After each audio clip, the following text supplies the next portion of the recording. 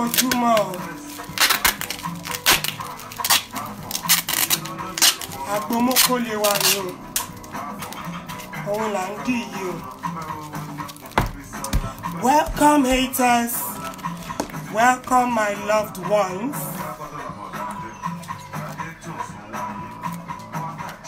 Welcome everyone. The ones that came to gloat.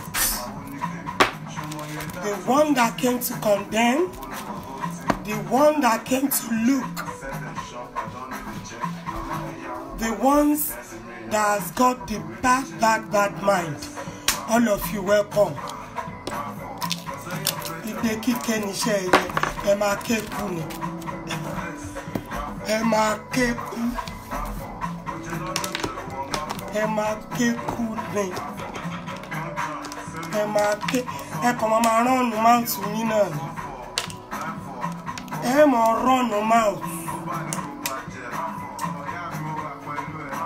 Apostle, ṣé wà bá Ifá. Ọpọlọ yín tó kúrú yẹn.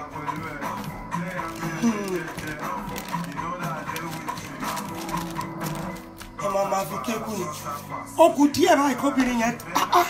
Mo wò pé ṣé mi ní sùn ni? Iṣẹ́ ni ìyá glue pa sórí ìyá àjẹ́, ìyá ẹlẹ́bọ. Ìyá ẹlẹ́bọ ní Dublin. Ìyá gbẹ́bọ lọ sẹ́mẹ́tìrì. Ó kù díẹ̀ báyìí mi ìbá late. Mi ìbá má sùn. Torí mo fẹ́ máa fi jẹ. Ó ń rí mẹ́sẹ̀jì mi. Ó ń rí mẹ́sẹ̀jì mi pàṣẹ. Ó ń rí. Bó bá ṣe ń comment ló ń rí. Gbogbo ẹ̀ ló ń rí.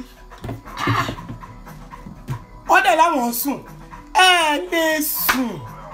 Wàláì ẹ lè sùn. Ẹ lè sùn. Àti post ọjà o. Àwọn máa post. Ṣé rí gbogbo ẹ̀yin tẹ́ patronize mi lánàá? You know, the enemy will think the enemy will think maybe he, she, whatever. They will think they can dig a hole in it. Sorry, dig a hole for you. Like they can think they can plot something or dig a hole and they expect you to fall inside. Really? Konshaye imo. Orúkọ tiwa, àwa ti make orúkọ. Kí àwọn olórí burúkú kan kó tó kóra wọn wá sórí Facebook. Àwa ti make orúkọ. Káwọn jati àwọn tó jẹ́ pé bully ni wọ́n láti ibi tó ti wá. Tó jẹ́ pé gbogbo nǹkan sọ́nsìn wọn lè ṣaláì má jẹ ìyá wọn. Àmọ́ wọn bully ni wọ́n. So they think they can dig a hole. They think they can plot. But yesterday, in fact, it was Philomena. Let me keep it short. It is Philomena. Bẹ́ẹ̀ni, by Ifá Ọlọ́run, bó ṣe rí lẹ ṣe sọ yẹn, bó ṣe rí nìyẹn. I am so happy too. I am so undone. She is so pained. Thugs baby, prolapse. Send address here, see me. Ma send a go prolapse here. Kó fi treat gbogbo. Sori ro ẹ̀kan tó ń jẹ yẹn. Sori ro ẹ̀ tó ń jẹ. Lady Ajibike, thank you. Good afternoon to you, 33 years. Good afternoon, my sister. Sherry, gbogbo ro ẹ̀ tó ń jẹ. Gbogbo òbú ẹ, gbogbo okun ẹ tó ṣẹ́pọ̀ yẹn. Màá bẹ́ẹ̀ fix ẹ̀. Oṣù kan ni màá fi fix ẹ̀ fún ẹ. All your customers are gone. You are hating. Èmi ni. Àtọ̀yẹn, tọ̀yẹn. Alágbo. I am here to stay. Whether you like it or not. Whether you follow for me or want any motherfucker olówó or not, mention me or not, I am here to stay. Èmi lẹ́nu mi, ẹnu mi ti ń sọ̀rọ̀ látòrí social media láti 2016. Mo dẹ̀ máa sọ̀rọ̀. Ẹ̀yin kọ́lá ní rí mọ́. Ẹ lọ kọ́lẹ̀ tí ó bá sọ́lọ̀ lókè. A ní rí yín mọ́. Ṣé wá gbá ó ti late fún yín?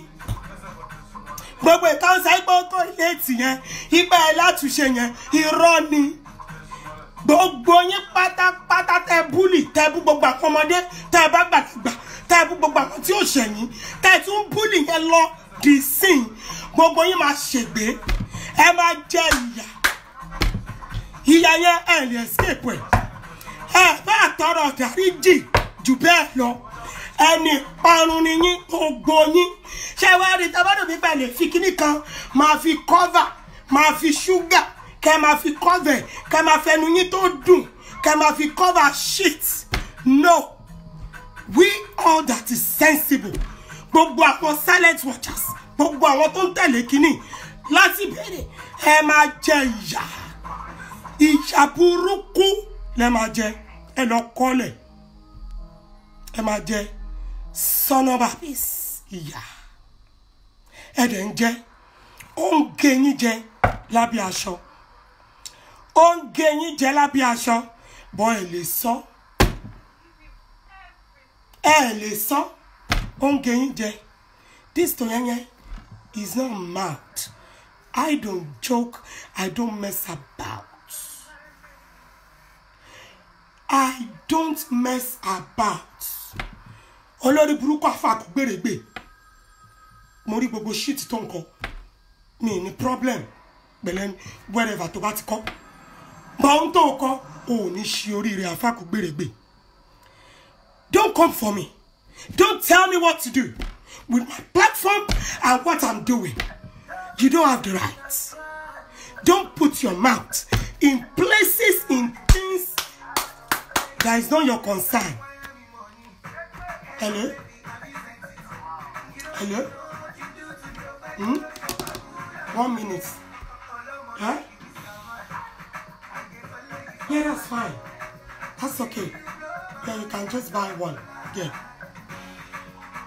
Emi, mo ti jí lọ ní ìdájí, mo ti dé, mo ti lọ post.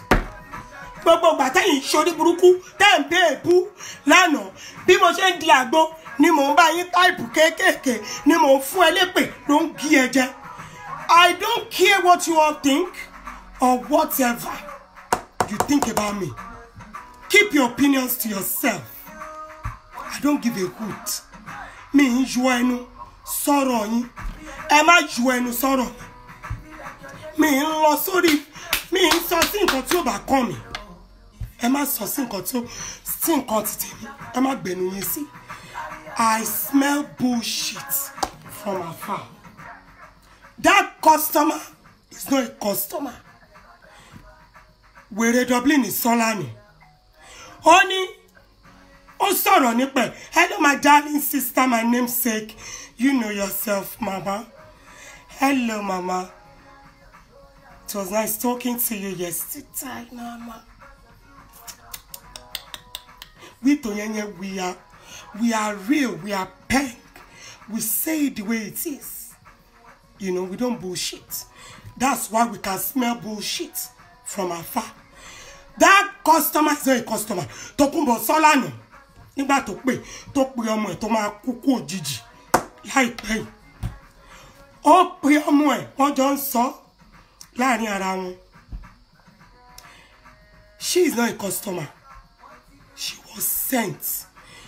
Ìṣojú yín níbí ní àwọn èèyàn ló ṣe táìpù ẹ̀ tọ́lọ́lú Fúnkẹ́ Abudu yẹn ń kọ́ olórí burúkú ni ipò máa ń kọ́ sí trouble káàkiri lórí platform.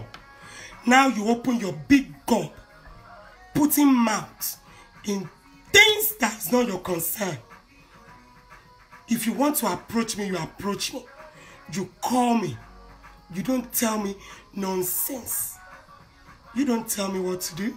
I don't tell you what to do. You all are stupid. You are fake asses. And I don't do fake. I do real. Gbogbo nǹkan tí mo ti go through from November till now. Gbogbo ogun tí mo jà lábẹ́nú tí mo fi di aṣẹ́gun á di tiyín, á di tẹ̀yìn àti ti gbogbo nǹkan tó bá tara yín jáde. I don't care. Say whatever you like. I don't give a hoot. You see this right here? You can think you have everything in the whole world. You don't know what people have. Because we don't come online and talk about it on social media, it doesn't mean we don't have it. We have a lot more. But we don't need to brag. We don't brag. Bibire oshofowora. Bibire oshofowora. I don't give a hoot. You all can rot. Moti lo moti de, moti ship, moti taja mi, moti go, moti be happy. I don't care whatever you have in mind against me. Kó rí fún gbogbo yín àti n tó jáde látara yín gẹ́gẹ́ bí èrò ọkàn yín sí mi. Ṣé ti yé yín? Thank you. Wọ́n gbẹ́nu dé. Thank you, Ferishara. They just come. Wọ́n gbẹ́ down. I don't care. This right here, you can't break it. You don't say. A ní gbogbo ìmọ̀. Lẹ́yìn tí a ní bíbí ire tán. A wá jura wa nù sí títì sórí streets. Akẹ́kọ̀ọ́ streets. Ṣé you understand? A tún wá padà wálé. A tún wá lọ́kọ. A lọ́kọ sílé. You know, we've went through it all. We've seen it all. It takes 1 minute to bring anything down. And it takes 1 minute to bring anything up. Ẹ máa rojọ́, ẹ máa kéku ni. Àti tó kéré jù nù, àti tó dàgbà jù. Gbogbo ẹ̀yin bully yẹn. You know yourself. Ẹ mọ̀ra yín. Gbogbo ẹ̀yin tẹ́ ń bully. Tí bully wà nínú ẹ̀jẹ̀ yín, ẹ lè change. Ẹ máa bully lọ. La. Kò kàn mí. Kò rá mi. Ẹ continue. Ẹnu mi ni mo ti fi ń sọ̀rọ̀. Ni mo ti fi ń promote brand mi láti 2016. People are not stupid. They know the real ones from fake. They know how to separate the shaft from the real thing. From Epo, the one in Alikama. You understand? But when you tiny pending orders have shipped it, you will get it very soon. Gẹ́gẹ́ bí mo ṣe sọ, ìyá yẹn ó ń dùn torí òun ló gbé customer wá. Mo dẹ̀ bullshit customer, and I am not sorry. Sorry, I am not sorry. Wàhálà nígbà tẹ́ bẹ̀rẹ̀ sí ní ké yẹn, order mi double lánàá. Mi ìrírú Ọlọ́run rí, àánú ni mo rí gbà. Mo dúpẹ́ tèmi always. I love you all. God bless you. Keep your orders rolling in. Keep it coming. Tightener ni mo mix lọ́wọ́. Tẹ́ bá fẹ́ kó bò yín fún pa. This is the right person. Endometriosis, fibroid, fertility, general wellness of the vagina. Obìnrin lẹ́ ń ké sí. Obìnrin bí ọkùnrin lẹ́ ń ké sí. Gbogbo yín ẹ jù mí lọ. Mo mọ àwọn tí mo jù lọ lórí ìkànnì. Mo dẹ̀ mọ àwọn tí mo ní age, ní everything. Hello. Ma, ṣé wà okay o? Hello my sister. Ẹ káàsán ìyá mi. Yes ma. Ma pè yín padà mo wà online. Mo wà online ma pè yín padà. Yes. So, endometriosis, blood pressure, diabetes. If you want your pussy to be slimy, extremely wet, this is your solution. Gorgonzola powder. And I have the syrup as well. Contact me. What else? I've got potty for steaming. Malomo beads. I'm charging the one I just did. I'm charging it, you know, right now. So I will have shown you, but I'm charging it. You know, it has to do what we say it will do. So you have to charge it. Kuchi oil, rose oil, everything we've got it. So get in touch with us. Ẹ̀yin ọkùnrin kí ló dé ṣe fẹ́ pa mí ni? Ṣé gbogbo yín lẹ ló kókó kékeré ni? Bọ̀dá kan ohun tó máa jẹ́ kókó ẹ̀ tóbi. Ó ra jelly, ó ra cream, ó ra oil. Mi ìrírò Ọlọ́run rí. Bọ̀dá kó yín máa kéré gan nìyẹn o. Keep your others rolling. I got you. This one right here, got you. Oko yín lóṣù kan. Ẹ̀yà sí mi ṣá o. Ẹ̀yà before and after. So kí n lè mọ̀ bí mo ṣe máa polówó pé nígbà kan o, oko bọ̀dá kan o, kò ju báyìí lọ o.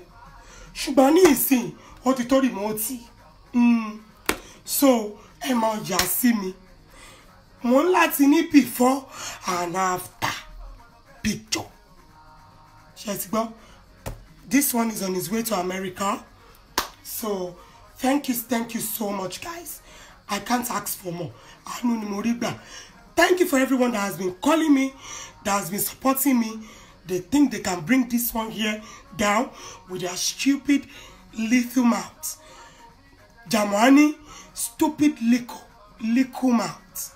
You can't. You are nobody. I want your money. Sure, you understand? Thank you. I love you all.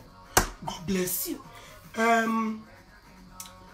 Mi ṣe sí wá ṣe mo ṣe fẹ́ bẹ̀rẹ̀ sí ní mix ni. Ṣùgbọ́n wọ́n ń ṣe àwọn tó pé wọ́n máa wà ní ìdọ̀tí tó máa mix. No. I won't mix in ìdọ̀tí. Our environment is clean, hygienic, and we know what we are doing. Yes, so get in touch with me. Bímbọ́lá ṣó fẹ́ pa mí ni. Happy má pa mí na. Má pa mí na.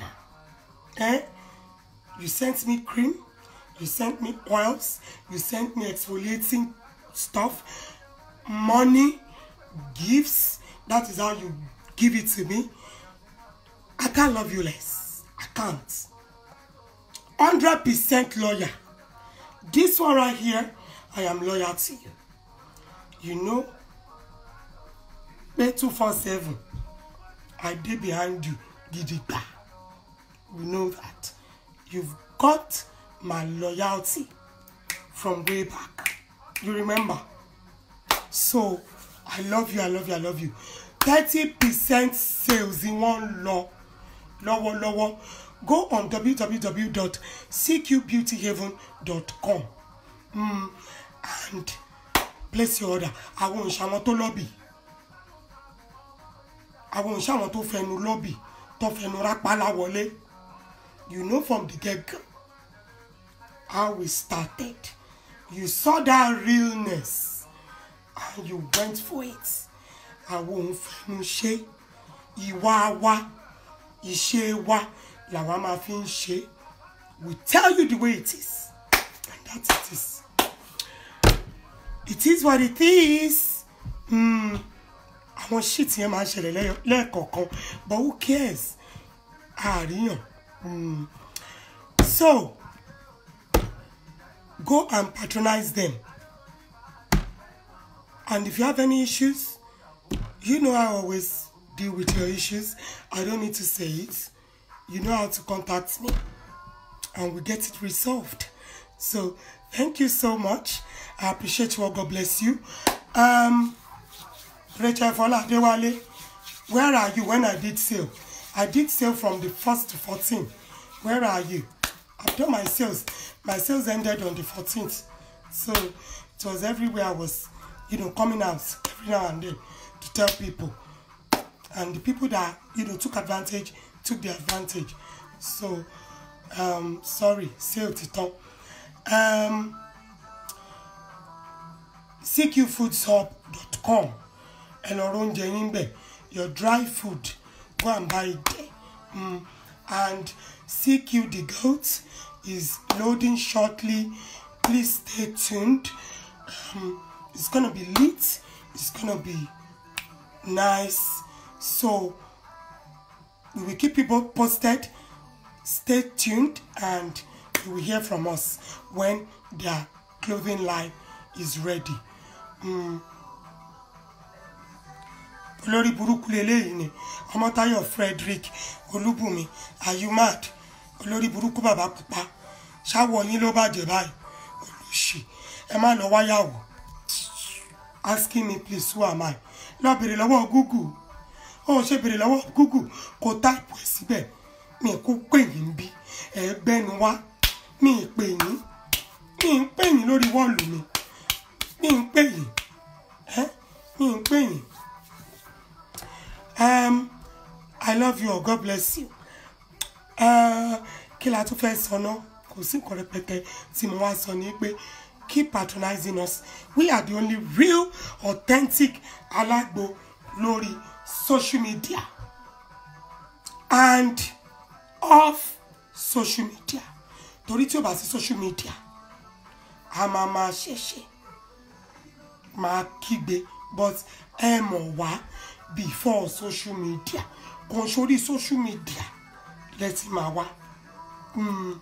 Orí social media kò lẹ́tí mojú yìí. Ẹ sì máa wá one-on-one tẹ́lẹ̀ before social media. Mo dúpẹ́ o, ẹ ṣé o, ẹ kàn sí wa àgbo psoriasis, eczema, everything, skin trouble, everything, we got you. Spiritual items, we got you.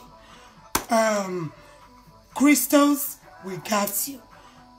Thank you. Yes, shipping thing, bere. It is still slow, but they are shipping out. I am happy people, got all their orders. We've never had any problems, but that Olori Buruku customer, she know herself, and I've brought enough proof for you all to see that more wani, but kobe mi nle, kobe mi Oluwa Toyin le. Ó lè bá wọn Olori Buruku ton son le o. Tora wọn lè funfun, àwọn lè dindi, but kobe mi nílé. Àwọn Olori Buruku ton kígbe, ton lo paracetamol lórí headache tó yẹn ton pariwo. Ó ẹ̀fún ti bá wọn yẹn, èdìdẹ̀ ti mú wọn torí wípé ẹ mọ̀ pé kọ̀kan náà ni wọ́n, but àwa ń bí ẹ̀fún òfun àwa torí tó bá yẹ pé Olórí Burúkú yẹn ó rí bí wọlé sí mi lára ni nǹkan tá bá máa wí kọ́ lélẹ̀, ṣùgbọ́n mo dúpẹ́ wípé iná ọ̀run tó ń bá wa ṣiṣẹ́, Ọlọ́run bàbá, Ọlọ́run ọmọ, Ọlọ́run ẹ̀mí mímọ́ tó ń bẹ́ mi ṣiṣẹ́ ń bí, ó tètè tí wọ́n síta, wọ́n kígbe fake profile lásán, wọ́n dẹ̀ kígbe lóhùn rárá nígbà tí wọ́n mú wọn látàbẹ́. It is what it is. I will continue praying. I will continue to be real, to be loyal. Ẹ̀yin ni kẹ́rì ọkàn máa jẹ yín, ẹ̀rí ọkàn ó máa pa yín. Ìyẹn tẹ́ bá lọ́kàn, bọ́ ẹ̀ lọ́kàn, ẹ̀ heartless. Hello, son, hold on. Hello? What's that? Show me. What? Show me. Yes, that's the one, darling. And check. I want color brown. Okay? Check if they have brown. But if they don't have brown,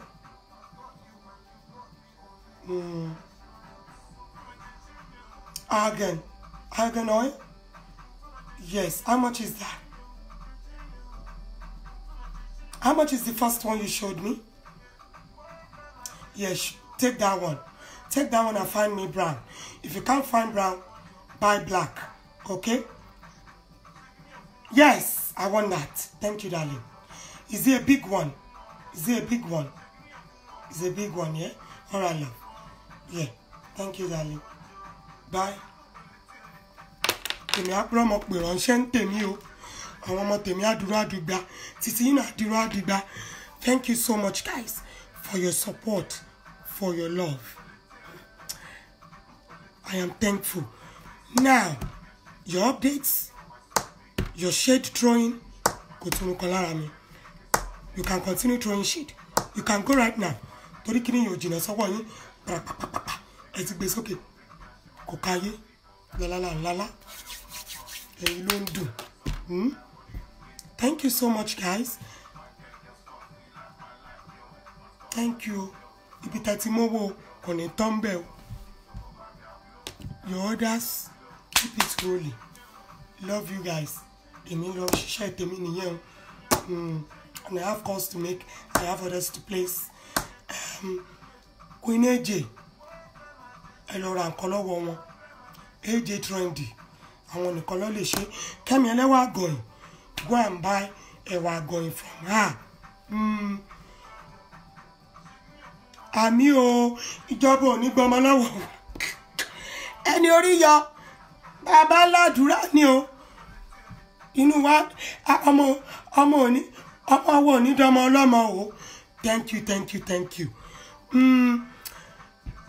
Kí ni mo ti ẹ̀ ẹni orí yọ, behave yourself. AJ Trendies, ẹ lọ bá wọn rajà. Ẹ rí lèsì tààrà ń bẹ̀ tó ṣe fine. Bó ṣe jójú lówó, èèyàn mẹ́rin ló gba nọ́mbà AJ lọ́wọ́ mi lánàá. Gbogbo nǹkan tó ń tà ọ̀rìjó ni. Ọ̀rìjó. Ìyẹn túmọ̀ sí wípé original. Wọ́n ń ta ṣéènì dúdú o. Irú ìtí Tox Baby wọ̀. Wọ́n ń ta o. Ẹ̀rí ṣéènì mẹ́ta yẹn tọ́kọ́ kọ́ra tó dúdú burúkú. Wọ́n ń ta o. Wọ́n ń tarú ẹ̀. Ṣéènì tiwọn ìbàjẹ́ Brasilia, ìbàjẹ́ 18 karat. Kò ní dúdú. Brasilia wọn. Yeah.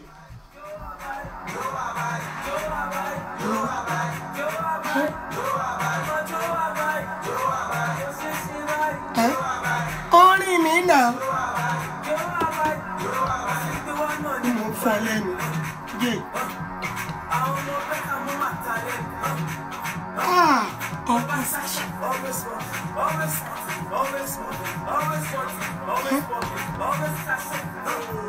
Are you paying for? Are you paying for? Are you paying for? What the fuck? Yeah. Are you paying for? Are you paying for? What the fuck? What the fuck? Move. What the fuck? Yeah.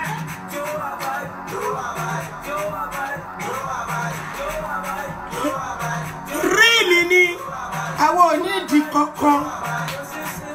What you see is what you get. Yeah. Àwọn ọmọ pẹ́ka wọ́n máa ta lẹ́nu.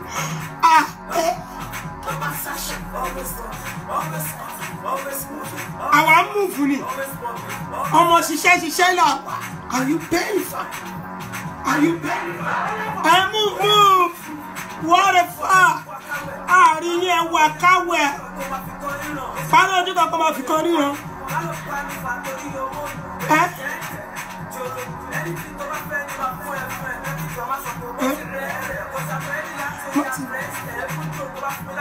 Ayọ̀tẹ́ ló dànù ẹ̀yin ẹ̀fẹ́ ẹ̀kọ́ fàkìrì. Wọ́n ń kú. Master hot.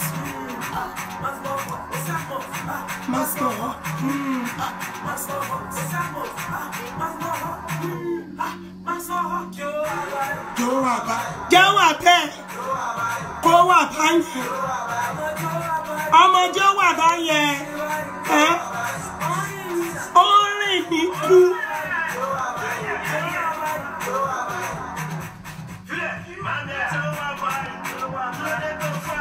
Kò yé mi o. Kò yé. Yes, so after 3 ni àwọn ọmọ ológo ẹ̀yin ò tó bú mi ẹ lè bú mi lẹ́nu ẹ búra yín kẹ́ tó bú mi ẹ níyà mi bú ẹ ní anybody bú ṣé ẹni kẹ́kẹ́ bá mú yes ìjọ yẹn èmi á jáde máa sọ fún yín.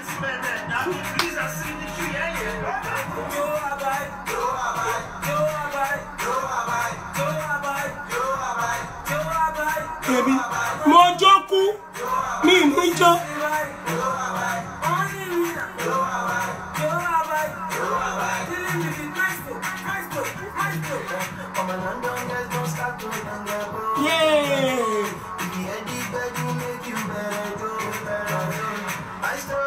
Agent Blinks.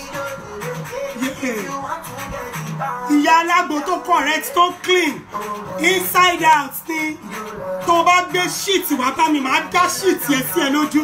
Èmi ò rán yín o, mi ò rán yín, mi ì rán yín. I've never had problems with anybody before. So ẹni tó bá gbé wèrè wá á gba wèrè. So tọrọ lórí burúkú ni gbogbo yín ẹ máa hide sẹ́yìn fẹ́ profile ẹ máa sábà sínú drama really kò ní sá fún yín ẹ má gbé shit wá bá mi ẹ gbé dúró níwájú yín nígbà tí máa yéé gbàgbọ́ wá pa mí nà.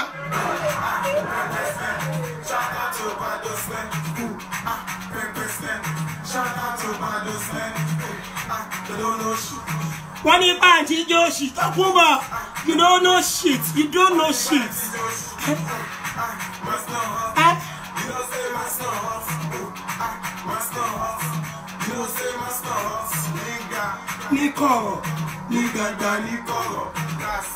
Ní kọ̀rọ̀ gbàgbós ṣí gẹ̀gẹ̀ bá gbé mú wá sí Malians no zero respect àbí ẹ wojú ni. Don't touch am, that's my pay.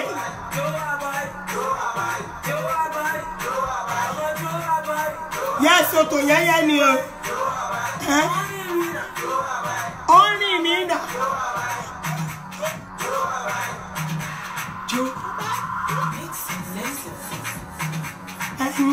Ẹni jẹ tán. Ìwọ orí burúkú tẹ́lẹ̀ nìyẹn. Ẹ gbà. Ẹ ṣé o. Gbogbo ẹ̀yin tẹ́ wá gloss. Gbogbo ẹ̀yin tẹ́ nífẹ̀ẹ́ mi tọkàntọkàn. I love you all. You are all Philomena. Philomena lórí burúkú lóyìnbó sọnù. Wọ́n wá pàrọwà fún ẹ. Wípé sẹ́ o, ẹ sì lè yí padà o. Ó lè yí padà ikú ló kù. Ó kú ni. Ó máa kú. Ẹni tó rún ẹṣẹ́ á kú. Nígbà tó lẹ́ni tó rún ẹṣẹ́ tó jó lórí yín lọ́n bá kú tán. Ìwọ wà á tẹ̀. Àwọn kọ̀ọ̀kan nù yín. Kọ̀ọ̀kan. Wọ́n máa wá yọ ọ̀sẹ̀ báyìí. Àwọn yẹn ó lè já àwọn ọmọ wọn ni. Pim. Ọ̀káyé báyìí kọ́ máa fún yín lẹ́gbàá lóríṣiríṣi ọ̀nà. Lórí burúkú ò lè sùn. Ó jókòó sórí iṣẹ́ òun ka kọ́mẹ́ntì èjè. Kí lè èjè ṣe fún ẹ? Ẹ lè bú mi ká ní mò ń ránjú mò ń nọrùn. Kọ̀ọ̀kan yín. Na your neck. Ṣebí na my voice. Na my face. Ẹ̀rọ tí yín. Ẹ̀yin náà ẹ pariwo tí yín. Wà táwọn olórí burúkú tẹ́jọ kóra yín jẹ́. Ó máa hit yín dọjọ́ kú ni. Kọ́mẹ́ntì tèmi náà mo rí pé òun kà ó máa hit ẹ. Kémi wọ́n lé mi níṣẹ́ really. Ẹni tó bá fẹ́ wòṣẹ́jú akànnì apẹ́lẹ́ tí omi kò lè yí ẹ lọ gúgú ẹ̀. Ṣé bá olóò láwọn ọmọ ogun ó dẹ̀ lóò ríran olóò lásra olóò ní pléènì olóò ní kìíní kan àwọn ìjẹ́ lórí burúkú kan lọ pe àwọn áńgẹ́lì ẹ kó o pè wọ́n síta pé wọ́n kó wá bí wọ́n wípé ṣé tó yẹn ẹ níṣẹ́ o ṣé tó yẹn ẹ níṣẹ́ o wọ́n á dẹ̀ lò ṣé o ti gbọ́ lọ pè wọ́n gbogbo àwọn ẹ̀ńjẹ kàmọ́rù ẹ̀ńjẹ gbá ìjẹ àwo kẹ́mi proof kan sí ẹ àní ìyá ẹ̀ tó gbé mi sáré ìyá ẹ̀ kò tó gbé mi sáré ìyá ẹ̀ tó ti kú lọ́nà ọ̀run àti bàbá ẹ̀ gbogbo àwọn ancestor ẹ̀ wọn ò tó gbé mi sáré I've got nothing wọn ò kọ́ mi bẹ́ẹ̀ wọ́n mọ̀ pé ilé ìwé lèmi ti wá wọn ò kọ́ mi bẹ́ẹ̀ wọn ò kọ́ mi bẹ́ẹ̀ ìwọ lọ́ọ̀kọ́ tó ṣe wùwà rádaràda tó wùwà játí ní age 59 àbí 54 tọ́rọ lórí burúkú onírọ̀ ní àmọ́ èjì ẹ ṣùgbọ́n èmi mọ̀ kò sí gbójú orí ó gbójú ọjọ́ orí ẹ̀ lọ ikú dẹ̀ ti dé bẹ́ẹ̀ ikú ọkọ̀ wọn máa kọlẹ̀ ó mọ̀ pé mo sọ fún ẹ ṣé ó dùn ẹ́ nígbà tí mo sọ wípé àwọn òkú tó lọ jí wọ́n ti ń gbé pẹ̀lú ẹ ẹni tó bá ti ra àgbo lọ́wọ́ ẹ òkú máa yọ sí wọn ní ọmọ ní. Hello? Which one? Show me. I can't see you anymore. Oh, Diana. Let me see David. Which one is that? What's that? Yeah. No, I don't want red, yo. Mara red, you want to live for me, oh. Inú yàrá Tòkunbọ̀ ní rẹ́ẹ̀dì wà o. Yàrá Tòkunbọ̀ àti gbogbo ilé Tòkunbọ̀ ní rẹ́ẹ̀dì wà. Wọ́n gbé rẹ́ẹ̀dì wọnú ilé mi o. Inú yàrá Tòkunbọ̀ ní rẹ́ẹ̀dì wà. Yes, I love that one. Yes. Is it three something, isn't it? Yes, that's the size I want you. That's the size I want you to. Thank you. Ciao. Tòkunbọ̀ ló ní rẹ́ẹ̀dì o. Má gbé rẹ́ẹ̀dì wọlé fún mi olóṣì aláyé rírùn. Ó dùn ẹ́. Ṣé rí gbogbo ẹ̀yin tó bá ti ra àgbo òkú lẹ́ra. Àgbo òkú. Ẹ̀kọ́ máa gbọ́.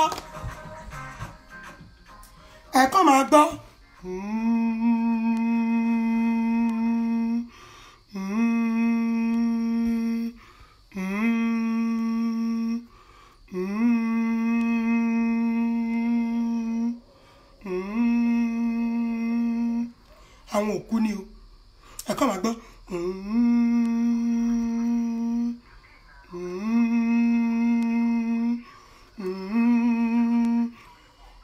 ẹ̀yin olójú tá máa fi rí wọn o bọ̀ wọ́n ń bọ̀ wọ́n máa ṣe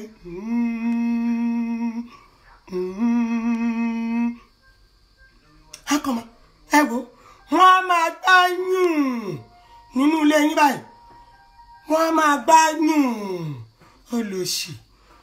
Ẹ̀rù ò tí ẹ̀ bà ẹ́ ẹ̀rù ò bà ẹ́ o gbé odindi nǹkan o gbé lọ sí sẹ́mẹ́tì o dẹ̀ jù gbà ìwọ o dẹ̀ ló mewé omegbò wàláhì omewé omegbò o mọ̀ ẹ tó máa gbọ́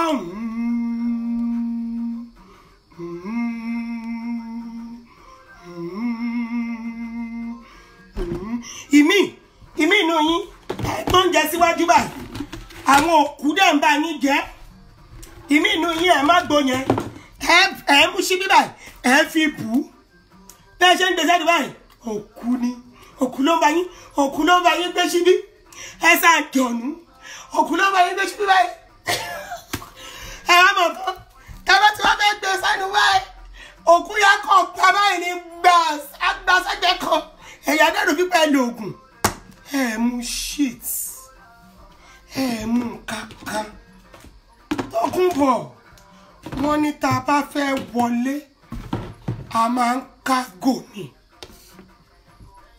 ewúrẹ́ tó wọlé tí ò kágò nǹkan kí náà ló ṣe wọ́n ló dẹrọ àmúso àgùntàn tó wọlé tí ò kágò kí náà ló ṣe wọ́n ní ó di ẹran krẹ bọ́dọ̀ ṣe máa gbé ọdẹ yẹn báyìí bọ́dọ̀ wọn kàn gbé wọn á gbé àwọn òkú yẹn kàn yẹn ni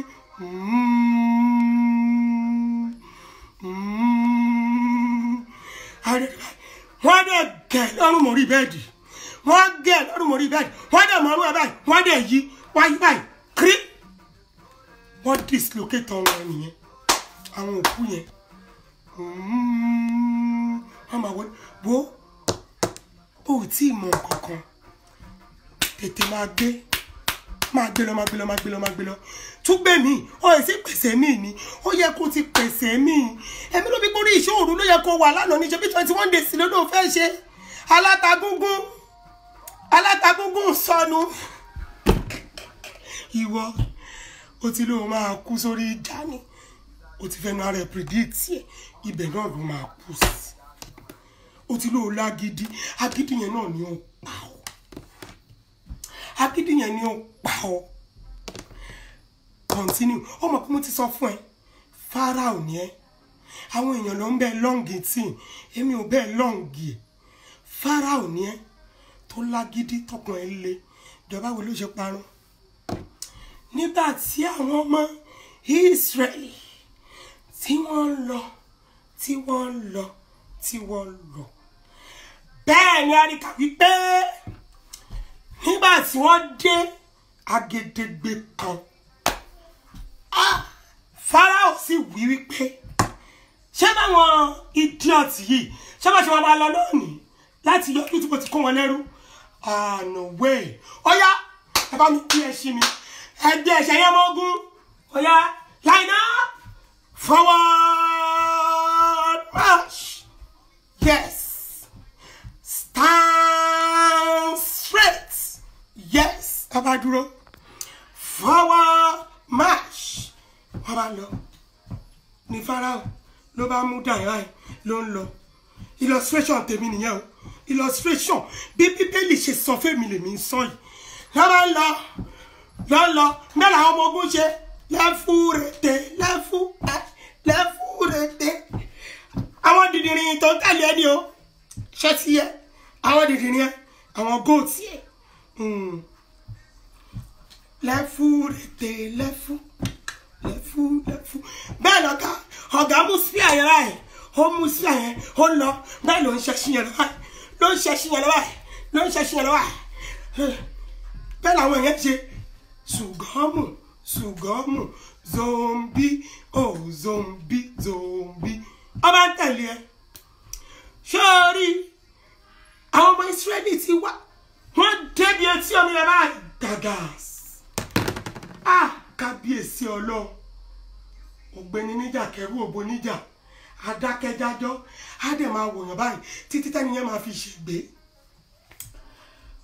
Ọlọ́run kọ́ ru òkú pupa sókè ní àfi gírírírírírí omi yàrá ẹ̀ wọ́n dẹ̀ dìde dúró wọ́n dẹ̀ ṣì lọ sẹ́yìn báyìí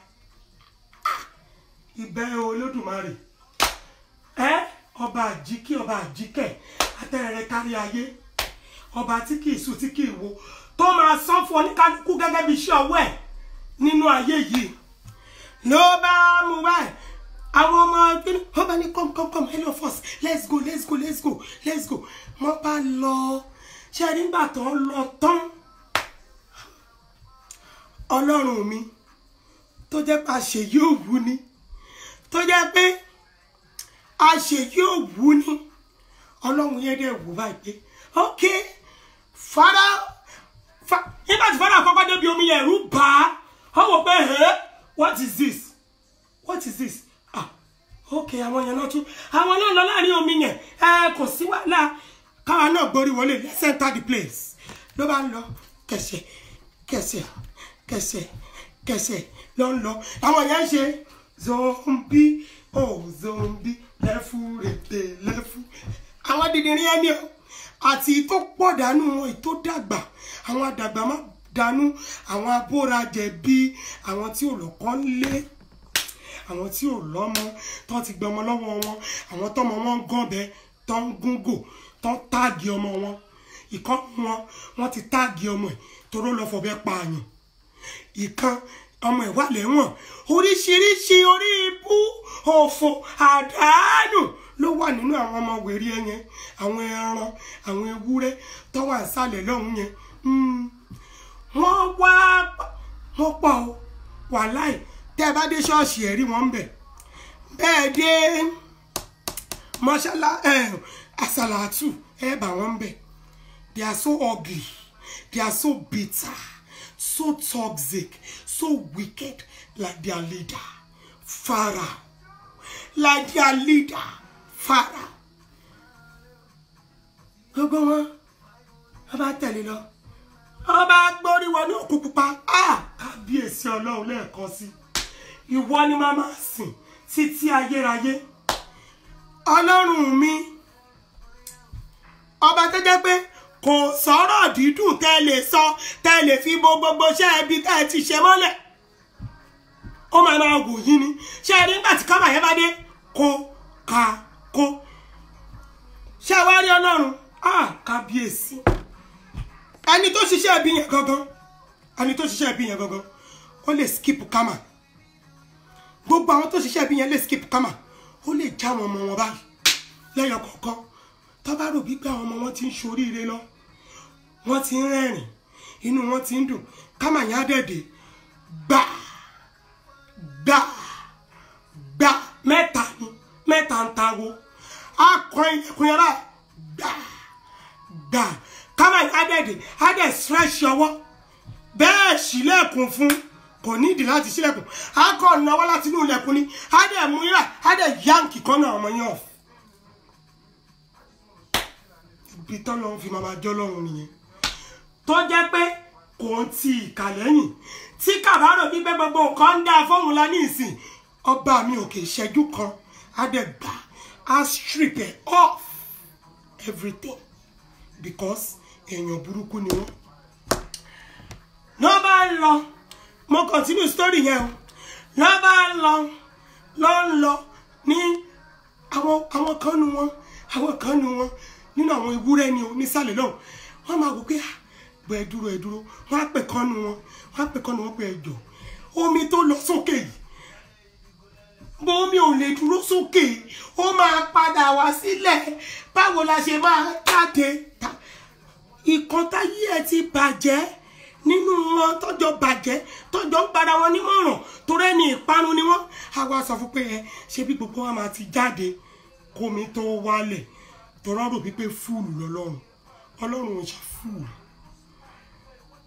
jẹ́ lọ́jọ́ kọ́yé rọjá dúró sílẹ̀ máa rọjá wọ́n bá tẹ̀lé ọ̀gá wọn lẹ́fù rẹ̀ tẹ̀ lẹ́fù rẹ̀ shout out wọ́n bá tẹ̀lé ọba mi òkè ó jẹ́ kí gbogbo wọn báyìí gbogbo wọn nísàlẹ̀ lọ́hùn ni o gbogbo wọn bá wọnú omi tán àwọn ọmọ Ísírẹ́lì wọ́n ti jáde gbogbo wọn ti jáde wọ́n ti ń kọrin aleluya wọ́n ti ń kọ òsánà wọ́n ti ń kọ ìyè sọ́lọ́run mímọ́ ló gíga jùlọ ọba tí kìíní kọkìnì kan tẹ́lẹ̀mí wọ́n ti ń forí balẹ̀ àwọn ti Fáráò wọ́n ti wọlé dé half wọ́n ṣà lọ nígbà tí Ọlọ́run rí pé wọ́n ti wọlé sáàrin tọ́lọ́run ti rí pé wọ́n ti wọlé sáàrin omi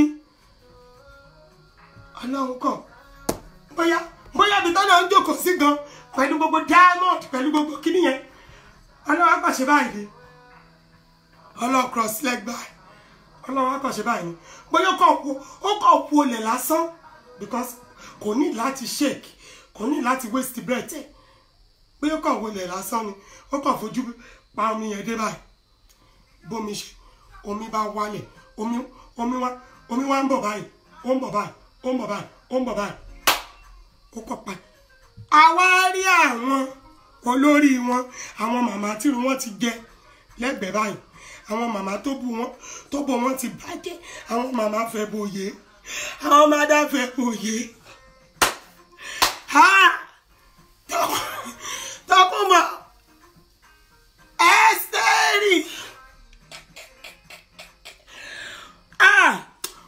ẹni tó ṣe é ó yẹ kó o lọ bẹ́ẹ̀ ni o tó o mú gbogbo ọwọ́ báyìí tó o fi fẹ́ o sórí social media ṣọ́ọ́rẹ́ ẹni tó fi ṣe é ó yẹ kó lọ wá kan ni kó o pé gbogbo àwọn asra kọ́ bẹ́ẹ̀ wá kó o tètè lọ bẹ́ẹ̀ kó jẹ́ kó lè rí ilé ayé gbé torí ó ti yẹ ń wèrè o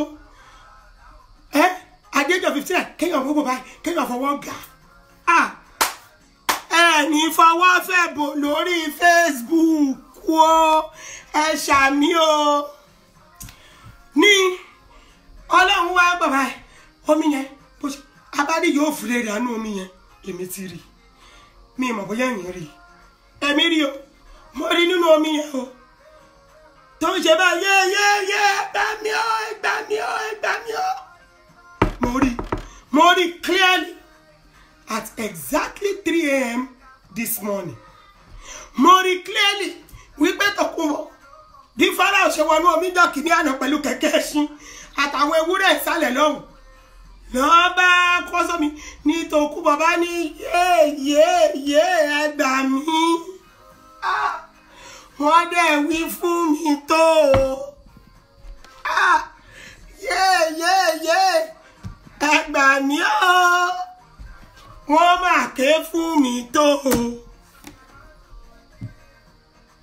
ló bá kígbe nínú omi òbú ẹ̀ wá fẹ̀ sínú omi yẹn dáadáa òbú ẹ̀ orí ló mú lọlẹ̀ orí ẹ mọ̀ pé orí kẹ̀kẹ́ ló wà ó wá yí báyìí ó wá mórí lọlẹ̀ òbú ẹ̀ yóò wá fẹ̀ sí títí báyìí ẹ mọ̀ kékeré ní tó fẹ̀ sí yẹn ó wá fẹ̀ sókè báyìí ó wá ṣubú ṣé wá rí gbogbo àwọn protocol ṣé rí gbogbo àwọn protocols àwọn tọrọ pípọ̀ lórí ni wọ́n àwọn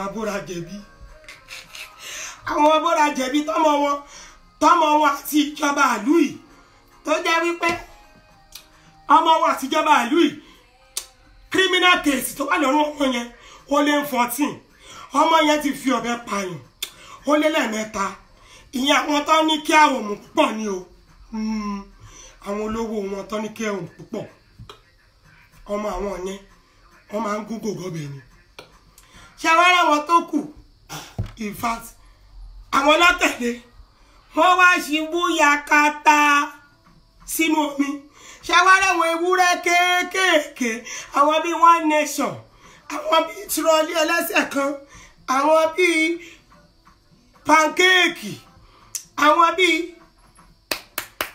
foundation àwọn bíi concealer àwọn bíi halogen light gbogbo wọn yẹn wọ́n wá ń wọ́ tẹ̀lé wọn báyìí lọ́wọ́ ń wọ́ tẹ̀lé wọn báyìí lọ́wọ́ good afternoon Yusuf thank you fèyẹ́sì ẹ̀ tí gbọ́ àwọn lálójú láti sọnù àwọn onílẹ̀èdì méjì tó fẹ́ kó láìdí bí evil spirit sọnù àwọn bí oní pankéèkì àwọn bí oní concealer orí high street market ẹlẹ́gẹ̀ ní £1 wọ́n wá gbọ́n rẹ̀ àwọn ni jáwádàwọ̀ rírí tí mo rí àwọn mékọ̀ọ̀pù wọnú omi ni o wọ́n mékọ̀ọ̀pù parun ni wọ́n mékọ̀ọ̀pù lọ síbi ìparun jákẹ́ẹ̀tì kan ṣọyà náà mo rí lọ́rùn wọn wọ́n dẹ̀ wọ́n náà parun lọ́dẹ̀ lọ gbogbo wọn àti wá kéré jù nù wọn wá lọ ṣé wá láwọn ọmọ wọn kọ̀ọ̀kan toró olórí wọn rírí tí mo rí lórí kẹ̀kẹ́ ẹṣin ẹ̀ tó jẹ́ ti Fáráò ó kó àwọn ọmọ ẹ̀ àtàwọn ọmọ ẹ̀ sí mo rí nínú ìṣèpáyà yẹn ó kó ọmọ ẹ̀ àtàwọn ọmọ ẹ̀ sí gbogbo ilé ẹ̀ ló kó sí wọ́n wà lórí ẹṣin àwọn ọlọ́kọ̀ọ́kọ́ parun sínú òkú pupa àwọn lòkú pupa kọ́kọ́ kó lọ àwọn yẹn lọ́kọ́kọ́ lọ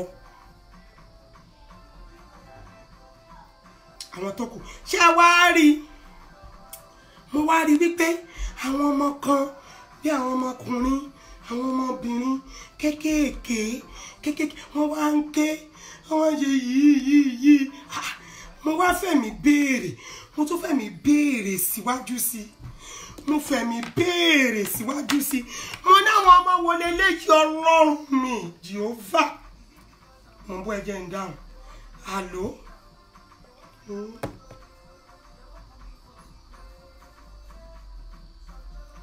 Yeah, you can buy us extra. Don't murder my card, son. Don't. How much have you spent so far?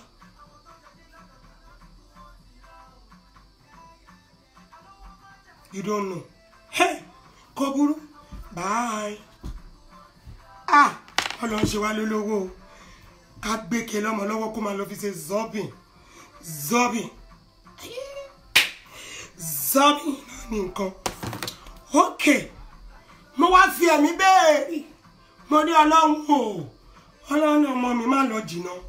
Ó ní àwọn ọmọ yìí ní àwọn ọmọ tí àwọn tó ti kú sínú òkú pupa yìí tí wọ́n bí sílẹ̀ tí wọ́n ò lẹ́sẹ̀ lọ́rùn tóun fẹ́ dá sí tó wọ̀n òun nínú àánú òun kóun dá sí lòun yọ̀ǹkè. Mo kò gbé ojú síwájú ni mo kò rí àwọn kan ni wọ́n gbé fáìlì bá wọ́n mú báírò lọ ń ṣe báyìí lọ ń bọ̀ wọ́n pọ̀. Mo ní àwọn wo ló tún ń gbé fáìlì bọ̀ tó ń gbé fáìlì ọjà kọ́sítọ́mà kan rèé ẹ̀wọ̀n tó fẹ́ rà tẹ́lẹ̀ bó ti fẹ́ tó ẹ lọ gúgù sáìzì ọdẹ ò tí ì pé ní o. I'm posting bí o a máa ń gbowó kọ́sítọ́mà sá ló ń bí ni o. ló ń gbé báyìí ló ń ṣe báyìí mo láwọn wo rèé o ní Ọlọ́run wí pé wò ó ọmọ mi àwọn social worker nìyẹn tí wọ́n máa gbé àwọn ọmọ yìí lọ sí foster home. Àwọn ní failures àwọn ní wò ó ọmọ mi àwọn ọmọ wọn yìí wọ́n kó wọn lọ foster home nítorí wípé olórí burúkú One Nation jacket ó ti fi orí burúkú òfò kan máa gbà ọmọ. Ẹjọ́ wo ni Joel Webo ṣọ́run ẹ̀sìn mi ni má wàá wé mi lóbò òbò mi ti wé already. Bọ́ọ̀dà wọ́n ti kí yín mo rí bó ṣe ń dá yín lóhùn bẹ́ẹ̀ ló ń kí yín látàárọ̀ ló ń ṣe hello ló ń ṣe good afternoon sí yín. Kí ló dé ẹ tún ṣe hello mà don't come and wé òbò mi. Don't come and webo. I have a husband that is weighing my obo. Thank you. Wòlíì kí lẹ fẹ́ wí? Wòlíì Webo ẹ máa sọ níta gbangba. Ló bá gbé fáìlì. Ló bá ní olórí burúkú oníkọ̀nsílà sọnù. Onílẹ̀dì sọnù.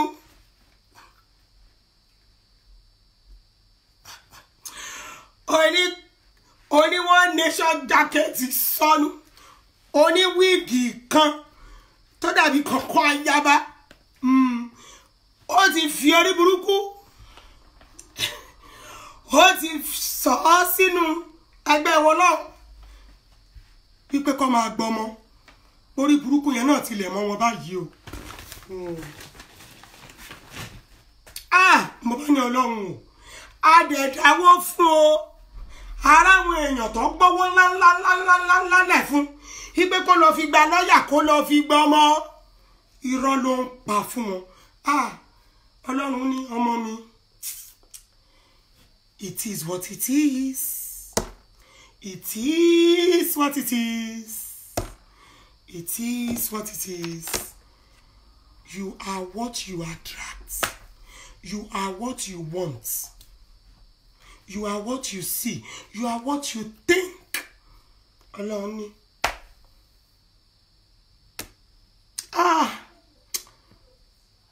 Kò ṣeé ṣe mọ́, ó ti bọ́. Ọmọ yẹn ti rí wọn owó ọjà. Òun ò lè ṣe nǹkan kan sí. Wọ́n náà lọ́rùn. Ọba láàánú mà ní ọ. Ṣíjú àánú àwọn ọmọ yìí. Olóhùn lọ́ba tóun máa ń jowú. Ó ní vengeance is mine láti ran kìíní ni títí dé kẹwàá. Ó ní mo wá ní bàbá God. Mo ní bàbá God. Ó ní wò. Mo ní bàbá God. Ó ní wò. Mo ní Jehovah. Ó ní wò ọmọ mi. Mo lẹ́mẹ̀ẹ́ta ẹ̀mélòó mo pè yín. Ó lẹ́mẹ̀ẹ́ta ló pè ní ọmọ mi. Mo ní ajẹ́ ipá àwọn ọmọ yìí náà tá a bá máa wá lọ nínú ilé foster parents wọ́n máa gún ọbẹ̀ o. wọ́n á máa ti trolley kiri irú tó bá jóbìnrin nínú wọn òun náà lè bẹ̀rẹ̀ sí ní ta pọ̀ mọ́kọ́ yẹn tó máa gbé trolley tẹ́sẹ̀ ẹ̀ ti kọ́ kiri bàbá God ló ṣeé ṣe ó ló ṣeé ṣe n tó bá fẹ́ ṣe nìkan máa ṣe ó máa parun tó kú bọ̀ ìparun tó ń bọ̀ fún ẹ lélelelele o ìparun tó ń bọ̀ fún ẹ wàláì sórí tí kìnìún yẹn bá bọ̀ báyìí ó máa lókèétì ẹ báyìí ní gbáù ó lè escape ẹ tán àbẹ́là gbé lórí ta mẹ́ta tán kí ló tún kọ́ lọ sí ata tó o sí sínú òkun gbé lọ sórí ta mẹ́ta kó o gbé lọ sí sóòkù kò sí nǹkan kan tó máa ṣẹlẹ̀ ó kọ sórí ó mọ nǹkan tó ń ṣe òun bá ní candle recycle ẹ ni òun ra candle ó dẹ̀ recycle candle because bó ṣe jù yẹn á bàjẹ́ nínú ilẹ̀ á di nǹkan míì nínú ilẹ̀ candle ẹ kọ́ ló máa jí òkú níbi tán sùn sí tán ti sùn tán ti fọwọ́ rọrí candle ẹ kọ́ ló máa jí wọn. alright bú mi pè mí lórúkọ fà mí nínú gbọ̀n kò ṣe ohun tó bá wùn ẹ́ sí mi kò ṣe ohun tó bá wùn ẹ́ sí mi la lo. You see this one here? She has snatched all your customers. Your customers are not buying from you anymore. Your customers, they left your girl. They left you. And you are now crying. You're crying like a baby. You're throwing tantrum like a 2-year-old. But let's hear. Ciao. Mo kó obo customer mo ti wá make it tuntun. Wọ́n wá rìfárà. Obìnrin kan. Ó ra nǹkan 130 lọ́wọ́ mi. Àná ó tún ra nǹkan mi. 130 kò dẹ̀ tí gbà ta lákọ̀ọ́kọ́. Ọ̀bì yegede yín. Ojú tì yín o. Ẹ̀rù pípẹ́ lè ṣe nǹkan kan fún mi. Ẹnu yín ẹ lè fi bà mí jẹ́. Nah, you can't. I know how to treat my customers, loyal and real customers, not the one to kumbo. Abofoni, ẹ̀sà ikú, ẹ̀sà èpè, ẹ̀sà òfò, ẹ̀sà àrùn, ẹ̀sà àgbákò, ẹ̀sà orí burúkú, ẹ̀sà àṣírí, ẹ̀sà àìríṣe, ẹ̀sà àìríjẹ, ẹ̀sà fẹ̀bù, ẹ̀sà yàbù, ẹ̀sà gbé pátákọ́rùn, ẹ̀sà játijàti, ẹ̀sà rédèrèdè, ẹ̀sà játijàti, ẹ̀sà rádaràdá, ẹ̀sà wúrúwúrú, ẹ̀sà àdọ̀tí. Orúkọ tí mo ti fún ẹ within 1 minute. Ẹ̀sà òṣì, ẹ̀sà àìríjẹ, ẹ̀sà àìrímu, ẹ̀sà àìrólówó lọ́wọ́, ẹ̀sà àìríbàtíṣe, àìrọ́nà gbégbà, ẹ̀sà tí ò lówó lọ́wọ́, ẹ̀sà onílé ọ́díò, ẹ̀sà oníṣọ́ọ̀bù ọ́díò, ẹ̀sà gbogbo ẹ̀ fẹ́ẹ̀kì, ẹ̀sà fake life, ẹ̀sà onígóòlù dúdú. Bàbá ń dá góòlù Bímbọ́lá padà. Ó ń dùn mí. Ṣóore mi, mo ní problem pẹ̀lú góòlù Bímbọ́lá yẹn gan o. Wàláì tó o bá wá góòlù yẹn, tó o bá rí, àwọn ẹgbẹ́ mi ti mú o. Àwọn ẹgbẹ́ mi ni máa rọ̀ o. Wọ́n bá wà mú góòlù yẹn lọ́wọ́ ẹ̀ o. I don't know, maybe all of you are familiar. Are you jealous of my brow? Oh, I can hook you up, sis. Yes, I can. If you are based in the UK, I will hook you up and you can have something like this. It's a coronavirus. Thank you, Yusuf. It's a coronavirus. Show the gold, yeah. Show me, my boy, you're familiar. You know, taba fẹ́ wọ jewelry. Ìgbà mi am waiting konti. Ni retí kan aláwọ̀ ẹgbẹ́ wa ti mú. Tókunbọ̀ góòlù Bímbọ́lá o.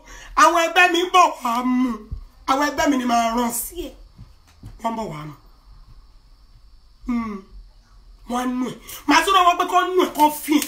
kàn fi ẹ̀kọ́ yẹ́lẹ̀ kan náà kó rí gbogbo max burúkú lójú ẹ lẹ́nu ẹ ní gbogbo ọrùn ẹ tí n bá sọ bẹ́ẹ̀ fún kò ní tó yẹn kọ́ lórúkọ mi. Abigẹ́ máa sí káàdì fún ẹ máa já sọ́fọ̀ sí máa já káàfọ̀ sí máa sí káàdì fún ẹ máa sí káàdì fún ẹ káàdì tẹ̀ sí òrùn tọ́kùwọ́ máa rán ẹgbẹ́ mi sí ẹ wọ́n nú ẹ wọ́n já ilé ẹ̀kọ́ náà wọ́n gí ẹ jẹ wọ́n nú ẹ pa wọ́n mú góòlù bí nǹkan náà ọlọ́run wa wọ́n mú wárí iṣẹ́ ẹ ti parí lẹ́nu starter nìyẹn máa lọ yanjú yẹn ṣó wá rí àwọn ìjìnlẹ̀ pánpán ìjìnlẹ̀ pánpán máa wá gbé jáde fún ẹ wàá wá rí bó ṣe ń sin kándù ṣó sì yé ẹ bẹ́ẹ̀ yẹn wàá rí bó ṣe ń sin kándù wàá rí bó ṣe ń sin kándù máa kó ẹ bó ṣe ń ṣe destruction spell máa kó ẹ bó ṣe ń ṣe orí burúkú àdánù òfò spell máa kó ẹ máa kó ẹ. Ìwọ a máa fi ẹ́ pa ni a máa fi ẹ́ ṣe yẹ̀yẹ́ a máa fi ẹ́ pa ò ní ní sinmi ó ti tọrọ àìní sinmi fún rẹ ó ti tọrọ àìrórun sùn fún rẹ àní kẹ́kọ̀ọ́ rórun sùn àwa dẹ̀ máa sùn ọ́ àwa ń sùn lásìkò à ń jí lásìkò torí ẹ̀ la ṣe ń glow à ń jí lásìkò thank you sister Memunat à ń jí lásìkò gbogbo everybody bó ṣe ṣoríire ìwọ nìkan ló ń kígbe ló ń fẹ́ fún fò why are you using dagger torí òróró ra paracetamol dagger why are you using dagger on top of all of us youths all of àgbàlagbàs all of ọmọdés all of ọkùnrins all of obìnrins issue on this social media why oh why Tokunbo why kí la ṣe fún ẹ mo gbọ́ pé music ní ti stop why kí ló dé mi lè kọ láyé Adé Williams mi máa kọ Ọlọ́run ò ní jẹ́ nǹkan ẹ bá ṣe ń ṣe spẹ́ẹ̀lì ṣé bọ́ ló lẹ́mẹ̀ẹ́sì sọnù mo mọ̀ pé wà ń bí olórí burúkú ni ẹ́ mo mọ̀ pé onípankéèkì ẹ lè gẹ̀ ló ní £1 ní woolish Tokunbo ra mọ́tò 150,000 ní kọ́ bá takú lẹ́nu Tokunbo àwọn ló fẹ́ra 2020 àbí kí ni mo gbá wọn ò bí ẹkú ọ̀rá 19 ọ̀rá 18 gan débi pé ó fẹ́ra 20 ọ̀rá tó bá rí mọ́tò èjè wàá kú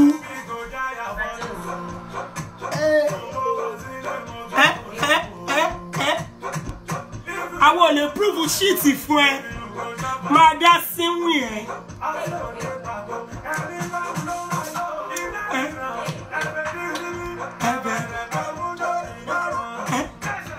tẹsẹ̀ sókè Tokunbo ó ní prolapse mo fẹ́ fi ẹ́ pa lọ́sàn yìí èmi ti sáré lọ jíjẹ́ tèmi ń dájí èmi ẹ lè mọ̀ kò lè yé yín ẹ̀yin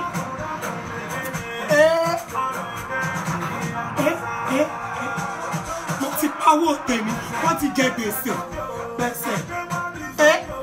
ọmọ ológun gbé àyàn ọmọ ológun gbéra ẹjí ẹ máa sùn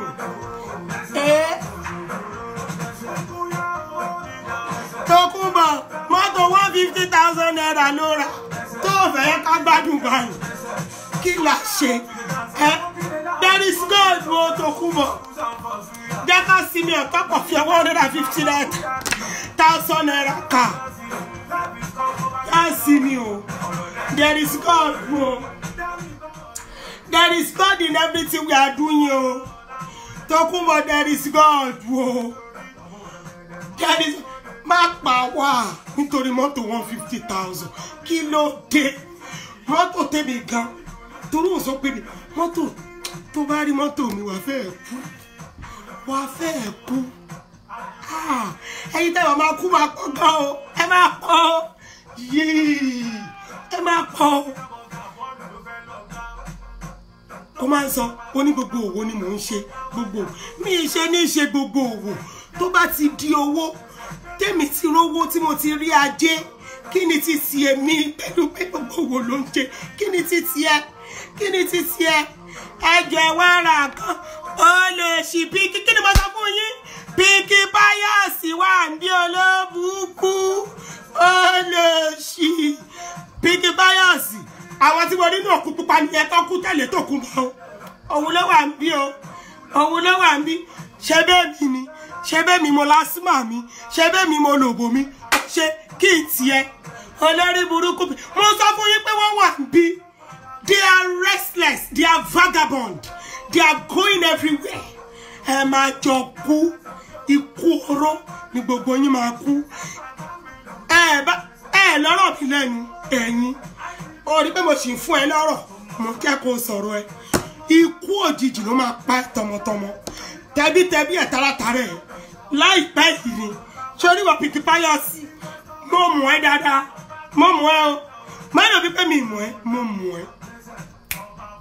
Àjọ ríra ọjọ́ ọ̀rọ̀ náà dùn ó fẹ́ ké mo ń sọ fún yín wọ́n wà bí ó ń dùn ó ń jó wọn burúkú ó ń dùn wọn ẹjẹ́ ti ẹ̀wọ̀n kan tí wèrè sọ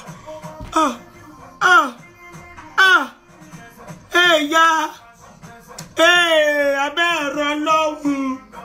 abẹ́ ẹ̀rọ lọ́hùn ẹ̀yà ẹni ọmọ pé ó ń dùn yín báyìí ṣé ní pé ó ń dùn wọ́n gan ó ń dùn wọ́n ó ń gé wọn jẹ burúkú jẹ́jẹ́ lèèyàn máa jókòó tẹ̀ máa wá why did you all come for me mi ìmọ̀ yín rí nígbà táwa lórí Facebook àmọ̀ yín rí gbogbo ẹ̀yin ẹ̀ta sì tẹ̀wá ń bí tẹ́ẹ̀lì táìpù nílé táìpù òun ò lè mú mọ́ra mọ́ ló ṣe sáré táìpù síta ṣe é rí ara ni wọn omi ti gbẹ lẹ́yìn ìyá wọn ẹ wò ẹ̀yà James Abayomi kan tún ti débi ó ní James Abayomi and children and family cancer is running mad to market gradually àṣàṣì ti mú òun àtọmọ àtìyàwó ẹ̀ àtẹbí àtàrẹ ẹ̀yà James Abayomi pẹ̀lẹ́ mo lè fún ẹ nọ́mbà 999 yìí o mo lè fún ẹ nọ́mbà 999 àbí 911 ibi tó o bá wà kó o pè wọ́n torí o ti fẹ́ jájà ọ̀rọ̀ náà dùn wọ́n fẹ́ kí ẹjẹ́ rẹ̀ dì sí wọn. Yéè ọmọọba ni mí ọmọọba léje.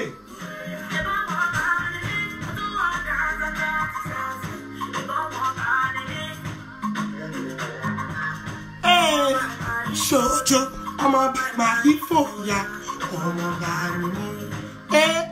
I'm the daughter of the Most High. Millionaire billionaire náà pè bí òun ọ̀sán millionaire o torí millionaire ni ẹ́. Tókunbọ̀ Tox baby ìyá yín ni kẹ́ lọ jí fún mi ìyá yín olórí sólórí ló ń sọ̀rọ̀ báwo lórí kọjọ lórí lọ ṣọ́ọ̀ṣì yí ẹ ìyá yín ni kẹ́ lọ jí kó fò jáde kó wá fún mi lésì ààrẹ òun balẹ̀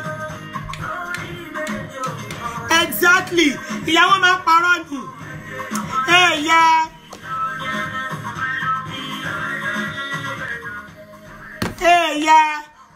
Oje Joseph ó ní òun àtọmọ òun àtẹbí wọn àtàrà òun ìpolówó òun kọ̀ làwọn wípé àwọn máa ń ké páwọn máa tó kúkú òjijì pé lórí burúkú làwọn ipò ọmọ òfò làwọn ipe kíló ipe gbogbo ayé gbogbo nǹkan tá à ń ṣe ń bí ló ń dùn àwọn àkọlọ́dẹ̀ làwọn ipò lófò làwọn ṣé kí n fún yín ní nọ́mbà Jésù Jésù ló máa ń ṣèfúrú àwọn èèyàn báyìí. Jésù ló máa ń ṣèfúrú àwọn èèyàn báyìí. Jésù ló máa ń ṣèfú. Ṣé fún ẹ nọ́mbà Jésù? Mo ní nọ́mbà Jésù o tó lè fi pé Jésù. Jésù ló máa ń gbàyàn lẹ́. Olóṣì níjó wọlé wébò yìí. Jẹ́ ń blọ́ọ̀kì ẹ. Má kì mí pa. Kí ló dé? Má kì mí pa. Ó tún ti ṣe é lò. Ó tún ti ṣe é lò. Àwọn ẹrú ni. Àwọn tá a rí nínú òkun pupa. Àwọn tá a rí nínú òkun pupa nìyẹn tó kú o. Ṣé ti rí? Ṣé fún wọn ní nọ́mbà Jésù? Màá fún wọn. Màá fún wọn. Of course. Go and block them off on your pages. Exactly. Exactly. Ẹ wo. Mo dúpẹ́ pé ó dùn ní ẹ gbórí jáde. Ẹ fẹ́ kú. Ta ló fẹ́ kú nsìn? Ta ló fẹ́ kú nínú gbogbo ọ̀rọ̀ tí yín sọ lánàá? Ta ló fẹ́ kú? Ẹ̀yin lẹ fẹ́ kú. Ẹ rí aago mẹ́ta. Ẹ níṣẹ́. Ẹ ń sùn nù lé ẹ níwèé. Ẹ níwèé ẹ ní láìfẹ́ ẹ níṣẹ́ ugly. Ẹ ugly. Ẹ ṣe é rí. Mi wá ní dúpẹ́ tèmi. Ẹ wá ní jealousy mi. Wàláhì jealousy mi kú. Kò ń ṣowó nìkan ló fi ń jealousy yàn. Gbogbo nǹkan ló máa fi ń jealousy yàn. Ìyá ìṣàlàwà. Ìṣàlàwà òun àtàwọn ọmọ àtẹ̀bí àtàrẹ̀. Ó ní kí ló ṣohun tó ń bàjẹ́ báyìí. Ipò òun máa ti kú. Ipe nọ́ọ̀sì lòun òun ti ṣorí burúkú wọ́n ti gba píìnì ọwọ́ òun. Ipò òun ti lọ ṣìyàn lábẹ́rẹ́ gún. Òun ti kú òjijì. Òun ti lọ gúnyàn lábẹ́rẹ́ kú. Wọ́n dẹ̀ sọ òun sẹ́wọ̀n. Wọ́n dẹ̀ pọ̀ òun sẹ́wọ̀n. Ipò òun ní chronic asthma. Olóhun ní chronic asthma. Àìṣàlàwà mo lè fún ẹ nọ́mbà NHS. NHS bí oní nọ́ọ̀sì ni ẹ́. Mo lè fún ẹ nọ́mbà NHS aláyé rírùn. Ṣé ẹ ti rí bẹ́ẹ̀ ṣe máa gbé fún wọn nìyẹn? Bẹ́ẹ̀ ṣe máa gbé fún wọn nìyẹn? Bẹ́ẹ̀ ṣe máa gbé fún wọn? Àìṣàlàwà frog yẹn jáwó. Ṣé o róhùn frog yẹn? Tó bá mọ iye tí mo fi ń dà, mo ti sọ́rí. Mo ti sọ́rí. Tó bá mọ iye tí mo fi ohun frog gbà. Wo wàá fẹ́ kú. Wàá fẹ́ kú. Èmi retí ṣé ara yẹn eléyìí ìṣàwẹ́wẹ́. Àwọn tó lóhùn tó kí lóhùn nù yín kan wá kàn máa bọ̀. Ṣé ara yẹn ìṣàwẹ́wẹ́ nìyí. Àwọn tó lóhùn nù yín nìkan wá mi wá. Àwọn yẹn ni mo lè. Àwọn yẹn ni mo lè ni mo lè sọ̀rọ̀ fún. Àwọn tó ti yàwé, àwọn tó yàwé tó sọ lórí nínú yín kàn máa bọ̀. Àwọn yẹn ni mo lè fún audience. Bó ṣe rẹ̀ yín ẹ kéré. Wọ́n kéré sí nọ́mbà wa. Wọ́n kéré sí nọ́mbà wa. Ṣé rí bílíọ̀nù tí mo mú nìyẹn o. Bílíọ̀nù. Iye ewé mílíọ̀nù ni wọ́n. Owó mílíọ̀nù ṣe ní. Tó ṣe rí. Iye mílíọ̀nù. They are pained. Ẹ rí gbogbo wọn bá ṣe wá. They have no life. They don't have life. Wọn ò níṣẹ́. Àwọn ọlọ́mọ rẹ̀ ní tán sáàkì. Wọn ò ní nǹkan kan. Hello?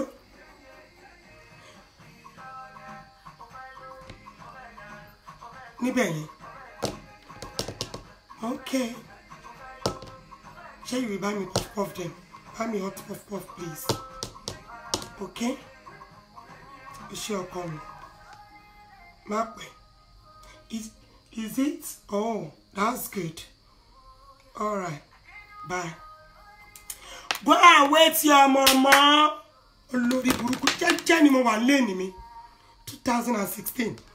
You were abusing me, throwing shade for good 4 years. Going to 5. I did not talk. Ẹ wá gbójúgbóyà. Ẹ wá attack me. Ẹ jẹ́yẹ jẹ́wé ya. Ẹ jẹ́ sọ́nọ́bà. Èmi retí yín o. Mo retí yín gidi. Ẹ máa bọ̀ wá o. Ẹ jẹ́ kó máa bọ̀ wá o. Ẹ máa bọ̀ wá. Ẹ wo nígbà tí wọ́n wá parun sínú kíní òjijì. ó ṣe kú nìyẹn o social bá kọ́mọ wọn lọ gbogbo ayé wọn bá dojúrú lábá rí ìkànnà ọmọ wọn wá trọ́lí tó ti yẹ̀ lẹ́gbẹ̀ẹ́ ìkànnà ọmọ wọn gún gò wọn gọ́bẹ àríkànnà ọmọ wọn kó ṣẹ̀kẹ̀ṣẹ̀kẹ̀ sí lọ́wọ́ àtẹ́sí nítorí gbogbo iṣẹ́ ẹbí tó ti ṣe ni torí gbogbo iṣẹ́ ẹbí wọ́n wá ti forí burúkú tí wọ́n ti fi kó bàtà wọn mọ́ ṣe rí báyìí. Tox baby Tox baby olóṣì ọmọ pé mi àti ẹ ti dẹgbẹ́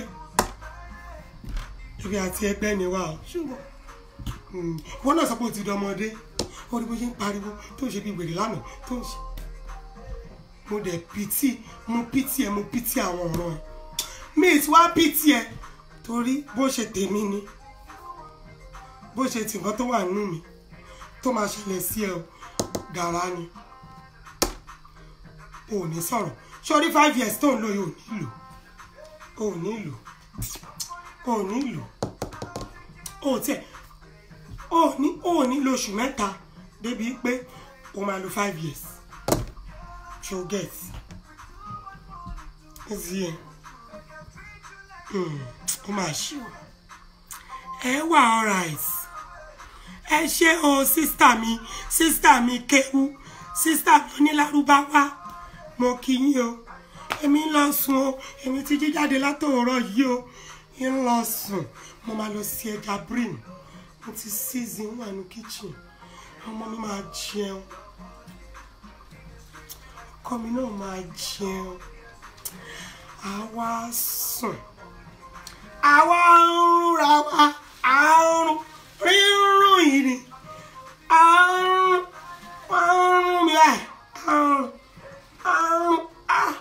àrùn mi èmi nígbà tí n bá tèèyàn jẹ ìní kéèyàn kan ojú ló rọ̀ yìí weather for 2 rèé àrùn mi láì máa di àwọn pọ́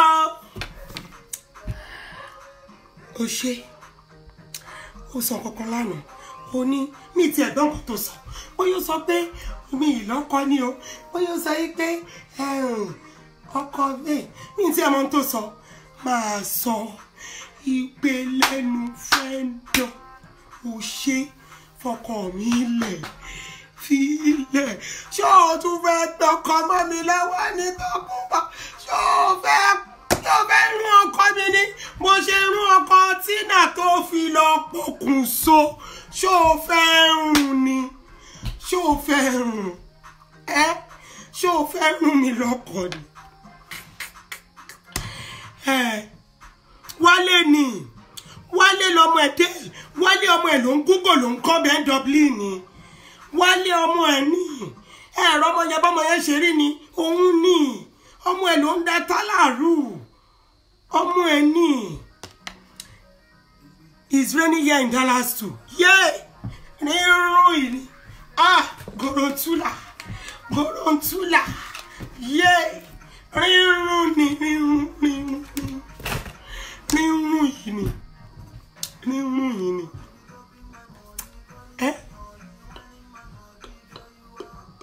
Tókunbọ̀ àwọn ò live fake life àwa real ìbàjẹ́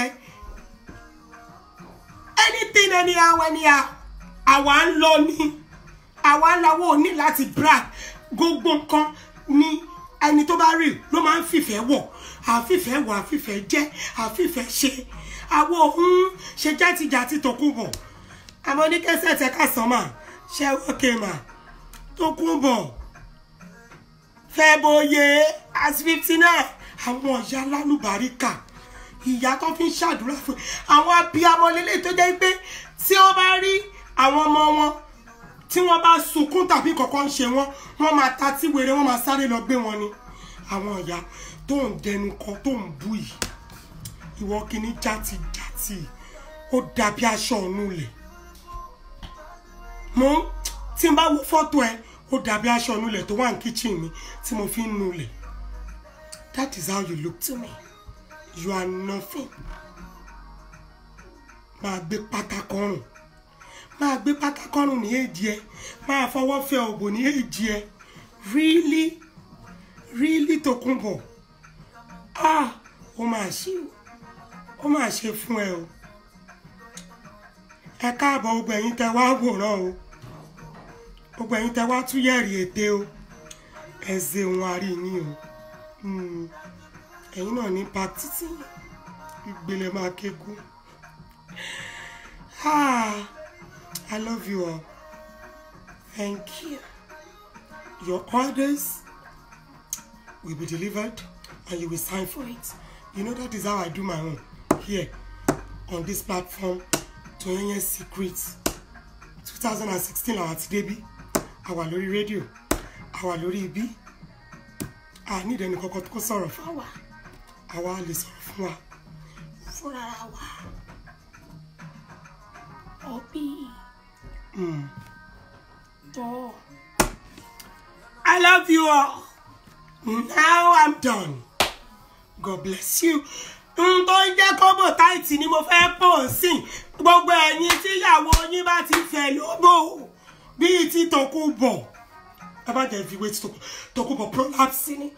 Bá àwọn tó bò yín tó ti fẹ́. Ọ̀tẹ̀ mọ̀yàn bíi Tòkunbọ̀ tó bò ẹ̀ fẹ́. Ẹ wá fi ṣàánú ẹ̀ kò wọ́n rárá. Kò wọ́n. Partner mi ò wọ́n. Ó dẹ̀ ń ṣiṣẹ́. Wọ́n gbé India lọ ti bá mi gbé wá láàárọ̀ mo ti gba delivery. I won't chat shit in me. So continue chatting your shit. Throw shade, throw whatever. We don't care. Obi. Love you. Àní ṣègbè sókun pupa bí Tòkunbọ̀ àti onílẹ̀èdì o. Àwọn onílẹ̀ gẹ̀ẹ́lì. Àní ṣègbè o sókun pupa o. Àní ṣègbè. God bless you all.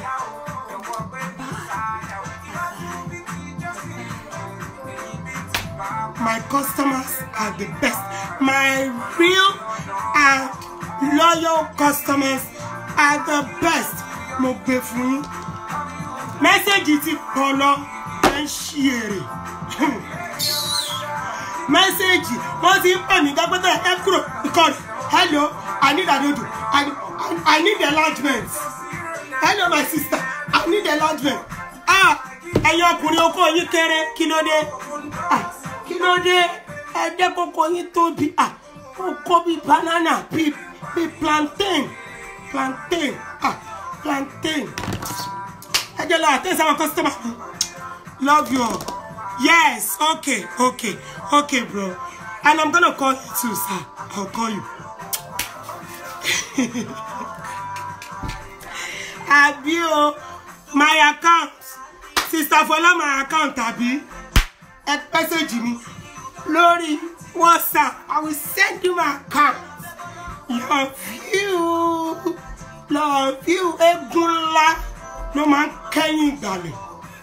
Bẹ́ẹ̀ni, Egunla ló ń kẹ́yìn ìgbàlẹ̀.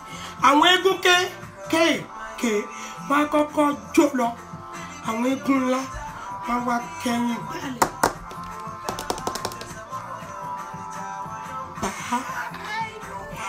Bye. Tòkunbọ̀ fò síta o. Ṣáàdùbàtì fún mi o. Jẹ́ kó rí ẹ pé o. Iṣẹ́ tí mo rán ẹ lánàá kọ́ ló ń jẹ́ o. Polówó o. AJ Trendy. Ẹ lọ sí iléeṣẹ́ yẹn kí ẹ lọ bá wọn dòwò pọ̀. Wọ́n ń ta góòlù tó dúdú o. Léèsì wọn ń kóbó o. Wọ́n ọ̀dẹ́ ń ta léèsì up nepa bíi ti wọn nísàlẹ̀ lọ́hùn-ún. Ẹ rí léèsì tààrà lọ́wọ́ wọn bó ṣe fine. Ẹ lọ sí iléeṣẹ́ Kẹ́mi Ẹlẹ́wà gan. Ẹ lọ rẹwà. Ẹ dẹ̀ patronize iléeṣẹ́ tiwa náà. Ẹ kúkú tiwa. Odúláwa àṣàmọ̀ fọlọ́kọ̀ àwọn kan ló ṣẹ̀ṣẹ̀ dórí títì. Àwọn kan ló ṣẹ̀ṣẹ̀ dórí Facebook tó pariwo ẹnu. CKBeautyhaven.com. Ẹ lọ order cream exfoliation scrub. Anything tó máa jẹ́ kíkún yín lọlẹ̀ ìtẹ́ tó máa fi pa tó tó máa push eléyìí sókè tó tínú yín máa lashes wọ́n ń tà kò sí nǹkan tí wọ́n ń tà. Love you Bímbọ́lá ń pè ọ́ o ọ̀rọ̀ àjọsọ wa mọ́ gbàgbé o Bobby bye bye ẹ ṣeun thanks for joining ẹ ṣé o adúpẹ́ o àní mo lè dání o àwálé wa dúpẹ́ o ciao jẹ́ ká jó díẹ̀ yéé áńgẹ́lì tó ń pè jọ má lọ sùn chupa papa manuel ni chupa ko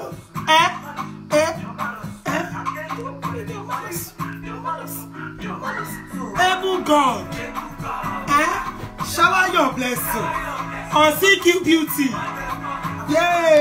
able God shower your blessing on AJ Trendy no more insufficient fund Tókunbọ̀ nìkan ló máa ní insufficient fund òun ló máa ń dáwó fún lọ́dọọdún fún birthday.